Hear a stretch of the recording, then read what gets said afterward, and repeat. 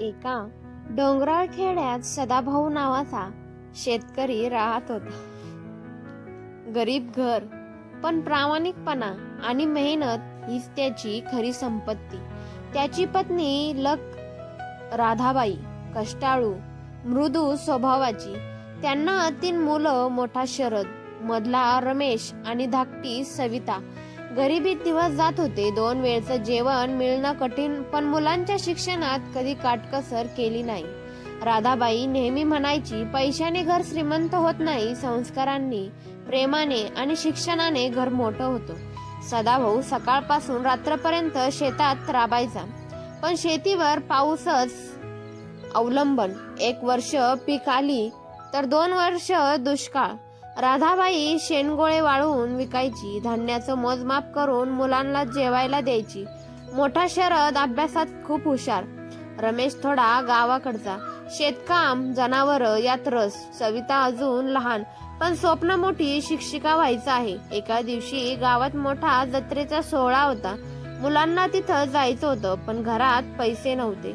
रमेश रुसला, आपण गरीबच राहणार, सगळ्यांकडे चांगले कपडे आहेत, खेळणी आहेत, आपल्याकडे काहीच नाही. राधाबाईने त्याला जवळ घेतलं आणि म्हणाली, बाळा, वस्तू नसल्या तरी मनात माणुसकी असली की जग श्रीमंत होतं. कधी खोटं बोलू नकोस, कोणाचं वाईट करू नकोस आणि शिक्षण सोडू नकोस. हे लक्षात ठेव, एक दिवस तू अभिमानाने जगशील.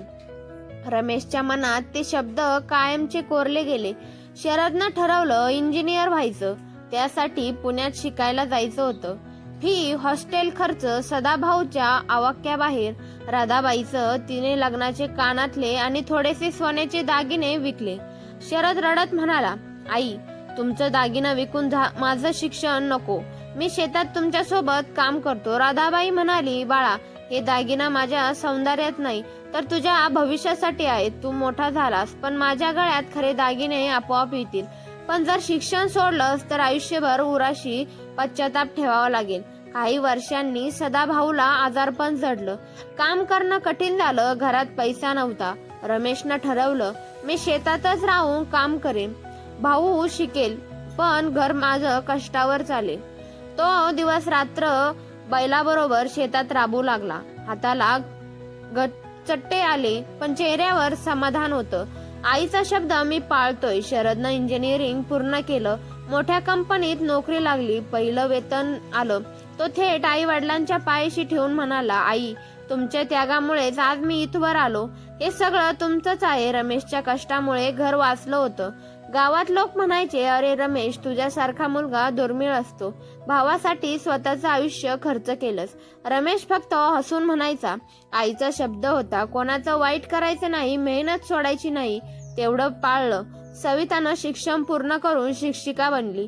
ती म्हणाली, आई, आता तुमच्यासारख्या गरीब घरातल्या मुलींना मी शिकवणार, कारण शिक्षणानेच आयुष्य बदलतं. काळ पुढे सरकला.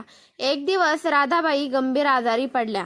3 मुलांना जवळ बोलावलं आणि म्हणाली, माझ्याकडून काही सोने चांदी उरले नाही, पण मी तुम्हाला दिलेले शब्द, संस्कार आणि प्रेम हाच तुमचा खरा वारसा आहे. ते कधी विसरू नका. मुलांच्या डोळ्यातून आसवे वाहत होते. त्या दिवशी आईनं डोळे मिटले, पण तिचे शब्द कायमचे जगभर पसरले. शरद मोठा इंजिनियर झाला. रमेश गावातला आधारस्तंभ ठरला. सविता गावातल्या मुलींना शिक्षण देऊ लागली. यांच्या यशाचं खरं कारण होतं आई वडिलांचा त्याग, त्यांचे संस्कार आणि दिलेला शब्द. हा सोन्यापेक्षा मौल्यवान असतो. पैसा, संपत्ती संपते, पण त्यांचे संस्कार आणि शिकवण कायमची जगते. धन्यवाद.